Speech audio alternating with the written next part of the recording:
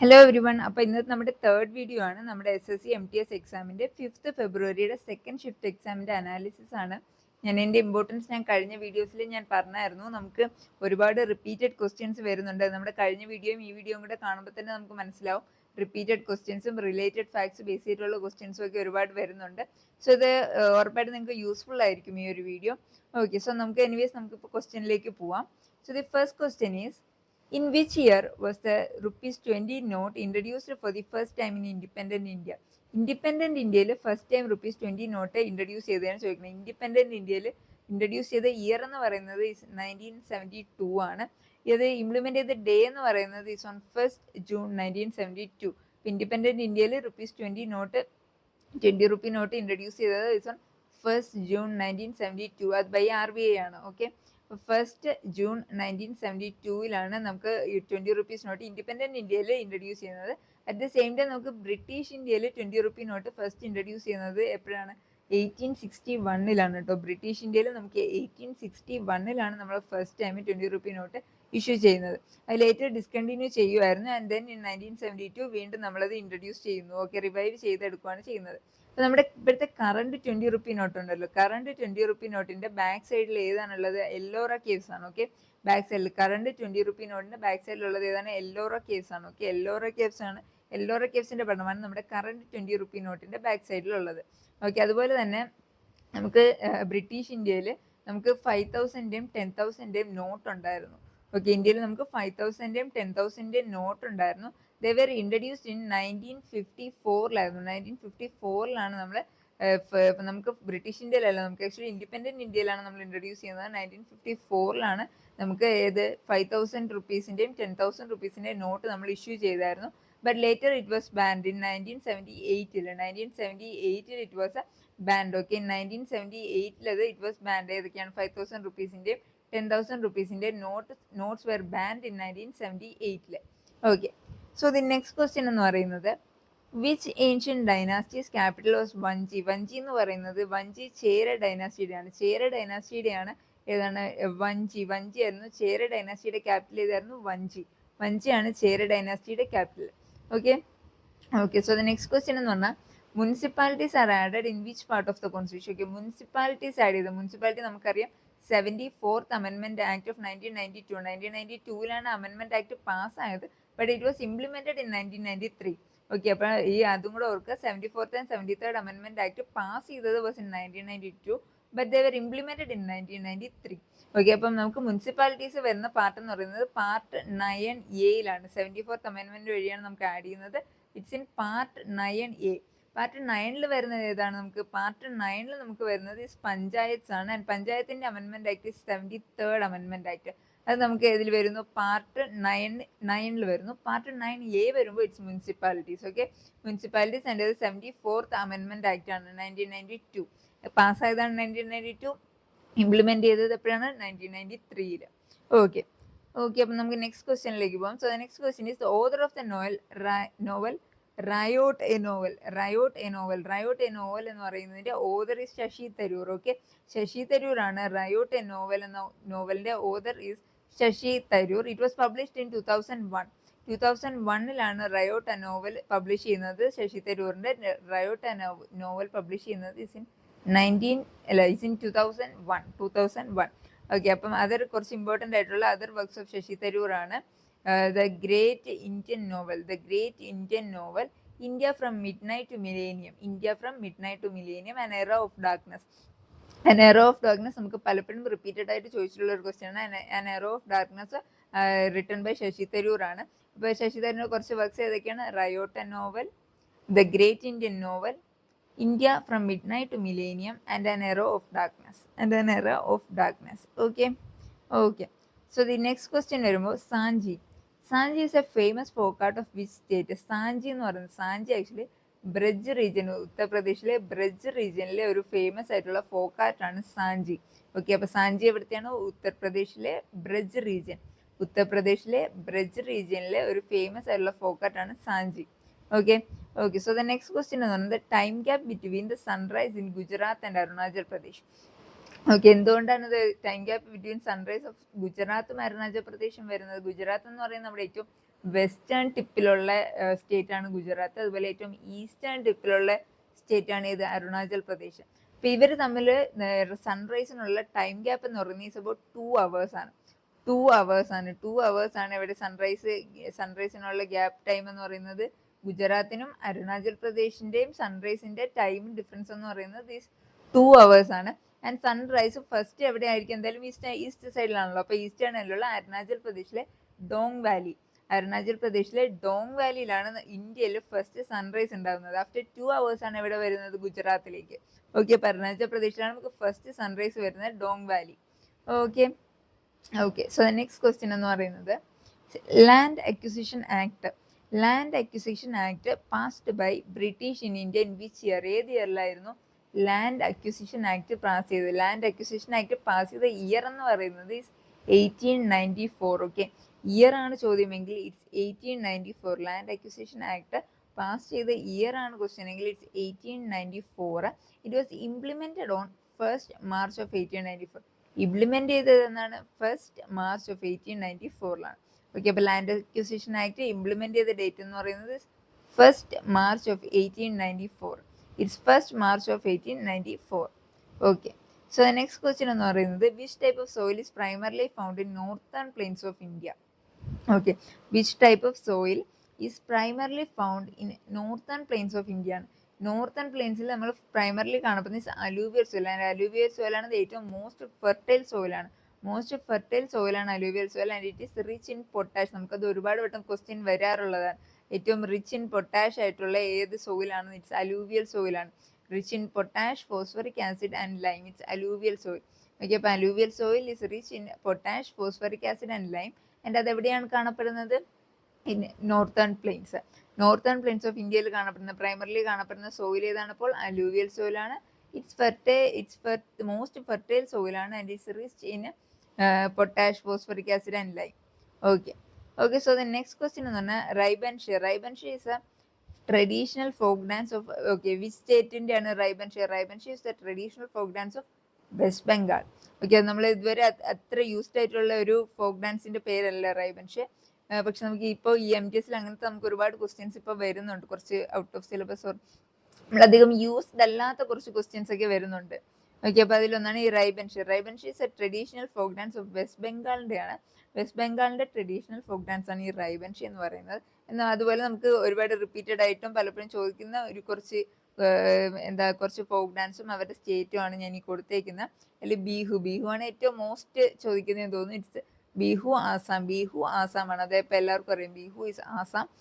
Then garba Gujarat ആണ്. Okay, garba Gujarat ആണ്. റൈബൻഷി west ബംഗാളാണ് വരുന്നത്. ബിഹു എവിടെയാണ്? ആസാമിന്റെ ആണ്.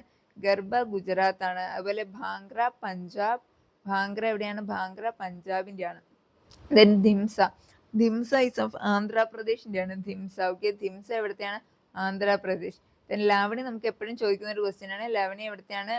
മഹാരാഷ്ട്രയാണ്. ലാവണി എവിടത്തെയാണ്? മഹാരാഷ്ട്രയിലെയാണ്. ദെൻ ചപ്പേലി ഹിമാചൽ പ്രദേശ്. ഓക്കെ, ഇപ്പൊ നമുക്ക് അധികം കേട്ടില്ലാത്ത ധിംസ ആന്ധ്രാപ്രദേശ് ആയിരിക്കും. അതുപോലെ മഹാരാഷ്ട്ര, ചപ്പേലി ഹിമാചൽ പ്രദേശ്. ഓക്കെ, ചപ്പേലി ഹിമാചൽ പ്രദേശ്. ഓക്കെ, അപ്പം നെക്സ്റ്റ് ക്വസ്റ്റ്യൻ എന്ന് പറയുന്നത് the maximum pressure exerted in your arteries when your heart pumps blood. Okay, heart blood pump ചെയ്യുന്ന ടൈമിൽ എക്സേർട്ട് ചെയ്യുന്ന മാക്സിമം പ്രഷറിന്റെ അളവ് അളക്കുന്നതാണ് നമ്മൾ സിസ്റ്റോളിക് പ്രഷർ എന്ന് പറയുന്നത്. It's called a systolic pressure. അതായത് ഹാർട്ട് പമ്പ് ചെയ്യുന്ന ടൈമിൽ ആർട്ടറീസിൽ എക്സേർട്ട് ചെയ്യുന്ന maximum pressure it's called systolic pressure ആണ്. നമ്മുടെ ഈ ഒരു എക്സാമ്പിൾ, നമ്മുടെ ഈ നോർമൽ BP എത്രയാണ്? നമ്മുടെ നോർമൽ BP റേറ്റ് എന്ന് പറയുന്നത് 120/80, റൈറ്റ്? 120/80. അതിൽ 120 ആണ് നമ്മുടെ സിസ്റ്റോളിക് പ്രഷറിനെയാണ് ഈ 120 റെപ്രസെന്റ് ചെയ്യുന്നത്. ഓക്കെ, അതിലെ 120 ആകുമ്പോൾ ഫസ്റ്റ് എഴുതുന്ന 120 ആണ് സിസ്റ്റോളിക് പ്രഷർ. അതായത് the maximum pressure exerted in your when heart blood pump ചെയ്യുന്ന ടൈമിൽ മാക്സിമം പ്രഷർ എക്സേർട്ട് ചെയ്യുന്നതിനെയാണ് നമ്മൾ സിസ്റ്റോളിക് പ്രഷർ എന്ന് പറയുന്നത്. അതാണ് ഇതിൽ 120 represent systolic pressure and 80 represent ചെയ്യുന്നത് diastolic pressure. Okay, diastolic pressure എന്ന് പറയുന്നത് the pressure in the arteries when the heart rest between ബീറ്റ്സിന്റെ ഇടയിൽ ഹാർട്ട് റെസ്റ്റ് ചെയ്യുന്ന ഒരു ടൈമിൽ, ആ ടൈമിൽ ഹാർട്ടിൽ ഉണ്ടാവുന്ന ആർട്ടറീസിൽ ഉണ്ടാവുന്ന പ്രഷറാണ് ഡയസ്റ്റോളിക് പ്രഷർ. ഓക്കെ, അതാണ് നമുക്ക് ഈ രണ്ടാമത്തെ 80 നമുക്ക് റെപ്രസെന്റ് ചെയ്യുന്നത് ഡയസ്റ്റോളിക് പ്രഷർ ആണത്. ഫസ്റ്റ് 120 നമ്മൾ നോർമൽ ബി പി എന്ന് പറയുന്നത് 120/80 ആണ്. അതിൽ 120 റെപ്രസെന്റ് ചെയ്യുന്നതാണ് ഈ സിസ്റ്റോളിക് പ്രഷറാണ്. അത് ഹാർട്ട് ബ്ലഡ് പമ്പ് ചെയ്യുമ്പോഴത്തേനും ഉണ്ടാവുന്ന പ്രഷറാണ്. ആൻഡ് ഡയസ്റ്റോളിക് പ്രഷർ എന്ന് പറയുന്നത് ഹാർട്ട് ഓരോ ബീറ്റിനിടയിൽ റെസ്റ്റ് ചെയ്യുമ്പോൾ ഉള്ള പ്രഷറാണ്. നമ്മൾ ഡയസ്റ്റോളിക് പ്രഷറാണ് രണ്ടാമത് റെപ്രസെന്റ് ചെയ്യുന്നത് is diastolic pressure. Okay okay so the next question okay B P measure ചെയ്യുന്നത് ഇസ് യൂസിങ് സ്പിഗ്മോ മാനോമീറ്റർ. നമുക്കറിയാം ബി പി മെഷർ ചെയ്യുന്നത് എന്താണ്? സ്പിഗ്മോ മാനോമീറ്റർ യൂസ് ചെയ്തിട്ടാണ്. ബി പി മെഷർ ചെയ്യാൻ യൂസ് ചെയ്യുന്നത് സ്പിഗ്മോ മാനോമീറ്റർ. ഓക്കെ അപ്പം നെക്സ്റ്റ് ക്വസ്റ്റ്യൻ എന്ന് പറയുന്നത് അത് ഇപ്പം നമുക്കൊരു MTS നമുക്ക് കുറച്ച് ക്വസ്റ്റ്യൻസ് വളരെ ഈസി ആയിട്ടും ചോദിക്കുന്നുണ്ട്. അറ്റ് ദ സെയിം ടൈം കുറച്ച് ക്വസ്റ്റ്യൻസ് നമ്മൾ ഒട്ടും കേട്ടിട്ടില്ലാത്ത ടൈപ്പ് ക്വസ്റ്റ്യൻസും ചോദിക്കുന്നുണ്ട്. സോ ഇപ്പൊ രണ്ടും കൂടെ മിക്സ്ഡ് ആണ്. അപ്പൊ അതിലൊരു ക്വസ്റ്റ്യൻ ആണ് the brightest planet of the solar system എന്ന് പറഞ്ഞിട്ടുണ്ട്. ബ്രൈറ്റസ്റ്റ് പ്ലാനറ്റ് ഏതാണ്? It's Venus. ഓക്കെ, ഇത് നമുക്ക് ഓൾമോസ്റ്റ് എല്ലാവർക്കും അറിയാവുന്ന കുറച്ച് ബേസിക് കാര്യങ്ങളാണ്. ബട്ട് സ്റ്റിൽ ഞാൻ ഒന്നും കൂടി എല്ലാവരും ഒന്ന് ഓർമ്മിപ്പിക്കാനായിട്ട് എഴുതിയെന്നേ ഉള്ളൂ. ഓക്കെ, അപ്പൊ the brightest planet of the solar system എന്ന് പറഞ്ഞാൽ വീനസ് ആണ് ദ ഹോട്ടസ്റ്റ് പ്ലാനറ്റ്. ഈവൻ തോ അത് സണ്ണിന്റെ അടുത്ത് അല്ല എങ്കിലും it's the hottest planet. Okay, നമുക്ക് അത് സണ്ണിന്റെ അടുത്തല്ല എങ്കിലും അതാണ് hottest planet and also it's the brightest planet. Okay, the brightest and the hottest planet is Venus. അപ്പോൾ ഓക്കെ, അപ്പോൾ അത് കഴിഞ്ഞിട്ട് നമുക്ക് റെഡ് പ്ലാനറ്റ് എന്ന് പറയുന്നത് മാർസ് തന്നെയാണ് നമ്മൾ റെഡ് പ്ലാനറ്റ് എന്ന് പറയുന്നത്. ഒരു കൺഫ്യൂസ്ഡ് ആവും ചിലർക്ക്. എന്നാലും ഓക്കെ, റെഡ് പ്ലാനറ്റ് എന്ന് പറയുന്നത് Mars. Biggest is Jupiter. We know that biggest എന്ന് പറയുന്നത് ഏതാണ്? ജൂപ്പിറ്റർ ആണ്. പ്ലാനറ്റ് വിത്ത് റിങ്സ് വരുമ്പോൾ ഏതില്ല? സാറ്റേണിലാണ്. ഇപ്പോൾ സാറ്റേണിലാണ് നമുക്ക് റിങ്സ് വരുന്നത്. ആൻഡ് ദെൻ നമുക്ക് ടോട്ടൽ എത്ര പ്ലാനറ്റ്സ് ഉണ്ട്? 8 പ്ലാനറ്റ്സ് ഉണ്ട്. എർത്തിന്റെ നാച്ചുറൽ സാറ്റലൈറ്റ് എന്ന് പറയുന്നത് മൂൺ. എർത്തിന്റെ നാച്ചുറൽ ആയിട്ടുള്ള സാറ്റലൈറ്റ് എന്ന് പറയുന്നത് ഏതാണ്? മൂണിനെയാണ് നമ്മൾ എർത്തിന്റെ നാച്ചുറൽ സാറ്റലൈറ്റ് ആയിട്ട് പറയുന്നത്. Okay, brightest and the hottest planet is Venus, red planet is Mars, biggest one is Jupiter and rings ഉള്ളത് ഇസ് സാറ്റേൺ. ആൻഡ് ടോട്ടൽ നമുക്കിപ്പോൾ 8 പ്ലാനറ്റ്സ് ആണ് ഉള്ളത്. നമുക്ക് പ്ലൂട്ടോ ഇല്ല. നമുക്ക് ടോട്ടലി 8 പ്ലാനറ്റ്സ് ആണ് ഇപ്പോൾ ഉള്ളത്. ഓക്കെ ഓക്കെ, അപ്പം നെക്സ്റ്റ് ക്വസ്റ്റ്യൻ എന്ന് പറയുന്നത് 2 important tax forms of Chola dynasty. Chola ഡൈനാസ്റ്റിയിലെ 2 ഇമ്പോർട്ടൻറ്റ് ടാക്സ് ഫോംസ് ആണ് വെട്ടി ആൻഡ് കടമയാണ് 2 ഇമ്പോർട്ടൻറ്റ് ടാക്സ് ഫോംസ് ആയിട്ട് വരുന്നത്. അതിൽ വെട്ടി എന്ന് പറയുന്നത് ഫോഴ്സ്ഡ് ലേബർ ആണ്. ഓക്കെ, വെട്ടി എന്ന് പറയുന്നത് ലേബറിന്റെ ഫോമിൽ, അതായത് അൺപെയ്ഡ് ആയിട്ടുള്ള അല്ലെങ്കിൽ ഫോഴ്സ് ആയിട്ടുള്ള ലേബറാണ്. ആ ടൈപ്പ് ഓഫ് ടാക്സിനെയാണ് നമ്മൾ എന്താ വെട്ടി എന്ന് പറയുന്നത്. അതിന്റെ കടമ ലാൻഡ് റവന്യൂ ആണ്. അത് നമ്മൾ ഇങ്ങനെ ഫോഴ്സ് ചെയ്തിട്ടുള്ളതൊന്നുമല്ല. കടമ, അതൊരു ലാൻഡ് റവന്യൂ നമ്മൾ എന്താ പറയുക കൈൻഡിൽ കൊടുക്കുന്ന തന്നെയാണ്. അത് നമ്മുടെ വില്ലിങ്നെസ്സോടുകൂടി കൊടുക്കുന്നതാണ് കടമ എന്ന് പറയുന്നത്. കടമ ലാൻഡ് റവന്യൂ ആണ്. വെട്ടി ഫോഴ്സ്ഡ് ലേബർ ആണ്. കടമ ലാൻഡ് റവന്യൂ ആണ്. ഓക്കെ, അപ്പോൾ 2 ഫോംസ് ഓഫ് ചോല ഡൈനാസ്റ്റി ആണ്. ചോല ഡൈനാസ്റ്റിയുടെ 2 ഫോംസ് ഓഫ് ഇമ്പോർട്ടൻ്റ് ആയിട്ടുള്ള ജസ്റ്റ് 2 ഫോംസ് ഓഫ് വെട്ടിയും കടമയാണ്. 2 ഫോംസ് ഓഫ് ടാക്സ് ആണ് വെട്ടി ആൻഡ് കടമ. ഓക്കെ ഓക്കെ, അപ്പോൾ നമുക്ക് നെക്സ്റ്റ് ക്വസ്റ്റ്യൻ നോക്കാം. Next question is that after 1857 revolt Bahadur Shah Zafar was exiled by British to where. Okay, നമ്മുടെ 1857 റിവോൾട്ട് നമുക്കറിയാം. ബഹദൂർ ഷാ സഫർ അതിലൊരു ഇമ്പോർട്ടൻ്റ് പാർട്ട് വഹിച്ച ഒരു ആളാണ്. ആൻഡ് ആഫ്റ്റർ ദിസ് 1857 റിവോൾട്ട് എന്താ പറ്റുന്നത്? ബഹദൂർ ഷാ സഫർ റെഫ്യൂജി ഹുമയൂൺസ് ടോംബ് ഇല്ല നമ്മൾ ഡൽഹിയിൽ, ഇതൊക്കെ റിലേറ്റ് ചെയ്തിട്ട് കഴിഞ്ഞ വീഡിയോസിൽ ഒത്തിരി ക്വസ്റ്റ്യൻസ് ഉണ്ടായിരുന്നു. ഓക്കെ, അപ്പോൾ ഹുമയൂൺസ് ടോംബ് ഡൽഹിയിൽ ഹുമയൂൺസ് ടോംബിലാണ് ഇവിടെ റെഫ്യൂജി ആയിട്ട് പുള്ളിക്കാരനായ ബഹദൂർ ഷാ സഫർ പോകുന്നു. And later he was arrested by Major Hudson. Okay, arrest ചെയ്യുന്നത് ആരാണ്? മേജർ ഹഡ്സൺ ആണ് അറസ്റ്റ് ചെയ്യുന്നത്. ആര്? ബഹദൂർ ഷാ സഫയെ. ആഫ്റ്റർ 1857 റിവോൾട്ടിന് ബഹദൂർ ഷാ സഫയെ ഹുമയൂൺസ് ടോംബിൽ നിന്നിട്ട് അറസ്റ്റ് ചെയ്യുന്നത് ആരാണ്? Major Hudson. ആൻഡ് ദെൻ ഫാമിലിയോടുകൂടി തന്നെ അവർ എക്സൈൽ ചെയ്യുമായിരുന്നു. ടു റെങ്കൂൺ ആണ്. Burma Rangoon. ഇപ്പൊ ഇന്നത്തെ today it's Myanmar. Okay, Myanmar ആണ്. ഇന്നത്തെ റെങ്കൂൺ ആയിരുന്നു. റെങ്കൂണിലോട്ടാണ് എക്സൈൽ ചെയ്യുന്നത്. ടുഡേസ് മ്യാൻമർ ആണ്. ഓക്കെ, ഇന്നത്തെ മ്യാൻമർ ആണ്. അത് നമ്മൾ റെങ്കൂൺ ആയിട്ട് പറയുന്നത്. അപ്പൊ റെങ്കൂണിലേക്ക് എക്സൈൽ ചെയ്യുകയും അവിടുത്തെ റെങ്കൂൺ ജയിലിലാണ് പുള്ളിക്കാരനെ ഷോട്ട് ഡെഡ് ചെയ്യുന്നത്. ഓക്കെ, എവിടെയാണ്? റെങ്കൂൺ ജയിലിലാണ്. ഇൻ 1862 റെങ്കൂൺ ജയിലിൽ വെച്ചിട്ടാണ് പുള്ളിക്കാരൻ്റെ മരിക്കുന്നത്. ഓക്കെ, അപ്പോൾ 1857 റിവോൾട്ടിന് ശേഷം ബഹദൂർ ഷാ സഫറിനെ ബ്രിട്ടീഷ് എവിടോട്ടാണ് എക്സൈൽ ചെയ്തത്? To Rangoon. ഓക്കെ, മ്യാൻമർ ആണ് ഇന്നത്തെ മ്യാൻമർ. ഓക്കെ, പുള്ളിക്കാരന് മരണം എവിടെയായിരുന്നു? റെങ്കൂൺ ജയിലിൽ in 1862. Okay okay, so the next and the last question എന്ന് പറയുന്നത് what is balance of payment ആണ്. ബാലൻസ് ഓഫ് പേയ്മെന്റ് നമ്മുടെ എക്കണോമിക്സ് പാർട്ടിൽ നിന്നാണ് ക്വസ്റ്റ്യൻ. ബാലൻസ് ഓഫ് പേയ്മെന്റ്, അതായത് BOP എന്ന് പറയുന്നത്, അത് BOP is a systematic record of all economic transactions between a country's residents and the rest of the world in a given period. അതായത് രണ്ട് countries തമ്മിലുള്ള എല്ലാ സാമ്പത്തിക ഇടപാടുകളും എക്കണോമിക് ട്രാൻസാക്ഷൻസും ഒരു സിസ്റ്റമാറ്റിക്കലി റെക്കോർഡ് ചെയ്യുന്നതാണ് നമ്മൾ എന്ത് പറയുന്നത്, ബാലൻസ് ഓഫ് പേയ്മെന്റ് എന്ന് പറയുന്നത്. അപ്പോൾ രണ്ട് കൺട്രീസ് തമ്മിലുള്ള എക്കണോമിക് ട്രാൻസാക്ഷൻസിന്റെ ഒരു സിസ്റ്റമാറ്റിക് റെക്കോർഡിനെയാണ് നമ്മൾ എന്ത് ബാലൻസ് ഓഫ് പേയ്മെന്റ് എന്ന് പറയുന്നത്. അതിന്റെ ബാലൻസ് ഓഫ് പേയ്മെന്റിന് രണ്ട് അക്കൗണ്ടാണ് വരുന്നത്. ഒന്ന് പറയുന്നത് കറണ്ട് അക്കൗണ്ട്, രണ്ട് മെയിൻ അക്കൗണ്ട്സ്. ആൻഡ് ഓൾസോ ഈ ബാലൻസ് ഓഫ് പേയ്മെന്റ് ഒരു double entry book keeping system ആണ് ഫോളോ ചെയ്യുന്നത്. Okay, double entry book keeping system. അതായത് അതിന് ക്രെഡിറ്റ് സൈഡും ഉണ്ടാവും, അതിൽ ഡെബിറ്റ് സൈഡും ഉണ്ടാവും. ആൻഡ് ഈ ക്രെഡിറ്റ് സൈഡിൽ എന്താണ് വരുന്നത്, ഇൻഫ്ലോ ഓഫ് മണിയാണ്. ഇൻഫ്ലോ ഓഫ് മണി എങ്ങനെയാണ് ഉണ്ടാകുന്നത്, നമ്മളിവിടെ നിന്ന് ഓരോന്നും നമ്മൾ എക്സ്പോർട്ട് ചെയ്യുമ്പോഴത്തേക്ക്, നമ്മൾ ഗുഡ്സ് ഒക്കെ എക്സ്പോർട്ട് ചെയ്യുമ്പോൾ നമുക്ക് എന്താ ഇൻഫ്ലോ ഓഫ് മണിയാണ് ഉണ്ടാകുന്നത്. അത് നമ്മൾ ക്രെഡിറ്റ് സൈഡിലാണ് ആഡ് ചെയ്യുന്നത്.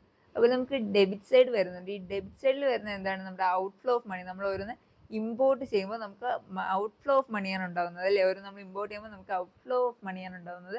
അതാണ് നമ്മൾ ഡെബിറ്റ് സൈഡിൽ കീപ്പ് ചെയ്യുന്നത്. ഓക്കെ, അത് കഴിഞ്ഞ് തന്നെ രണ്ട് മെയിൻ അക്കൗണ്ട്സ് വരുന്നുണ്ട്. ഒന്ന് കറണ്ട് അക്കൗണ്ടും മറ്റൊന്ന് ക്യാപിറ്റൽ അക്കൗണ്ടുമാണ്. ആൻഡ് ഈ കറണ്ട് അക്കൗണ്ടിൽ റെക്കോർഡ് ചെയ്യുന്നത് എന്താണെന്ന് വെച്ച് കഴിഞ്ഞാൽ ഗൂഡ്സ് ആൻഡ് സർവീസസും, സാധനങ്ങളുടെയും സേവനങ്ങളുടെയും ഒക്കെ ട്രേഡിന്റെ റെക്കോർഡ്സ് ആണ് നമ്മളിവിടെ കറണ്ട് അക്കൗണ്ടിൽ നമ്മൾ റെക്കോർഡ് ചെയ്യുന്നത്. ഓക്കെ, സാധനങ്ങളുടെയും സേവനം, goods and service, trade in goods and service ആണ് നമ്മൾ കറണ്ട് അക്കൗണ്ടിൽ റെക്കോർഡ് ചെയ്യുന്നത്. ആൻഡ് ക്യാപിറ്റൽ അക്കൗണ്ടിലേക്ക് വരുമ്പോൾ നമ്മൾ ക്യാപിറ്റൽ ട്രാൻസ്ഫേഴ്സ് ആണ്. ഓക്കെ, ക്യാപിറ്റൽ ട്രാൻസ്ഫേഴ്സ് നമ്മുടെ എന്താ സ്റ്റോക്ക്, ഫോറിൻ ഇൻവെസ്റ്റ്മെന്റ്സ്, അങ്ങനെയുള്ളതൊക്കെയാണ് നമ്മൾ ഇതിൽ ക്യാപിറ്റൽ അക്കൗണ്ടിൽ നമ്മൾ റെക്കോർഡ് ചെയ്യുന്നത്. ഓക്കെ, അപ്പോൾ യെസ്, അതിന്റെ ഫംഗ്ഷൻ എന്ന് പറയുന്നത് just it helps assess a country's international economic position and influence exchange rate, monetary policy ഒക്കെ ഇതിനെ ബേസ് ചെയ്തിട്ടാണ്. അത് ജസ്റ്റ് ഒരു ഫംഗ്ഷൻ ആയിട്ട് ജസ്റ്റ് ഒന്ന് എഴുതിയെന്നേ ഉള്ളൂ. അപ്പോൾ BOP എന്താണ്, BOP is a systematic record of all economic transactions between two countries, or between a country and the rest of the world in a given period. And എൻ്റെ രണ്ട് main accounts ആയിട്ട് വരുന്നത് is current account and capital account ആണ്. Current അക്കൗണ്ടിൽ record ചെയ്യുന്നത് goods and സർവീസസിന്റെ trade ആണ്. Capital അക്കൗണ്ടിൽ capital ട്രാൻസ്ഫറിന്റെ trade ആണ് വരുന്നത്.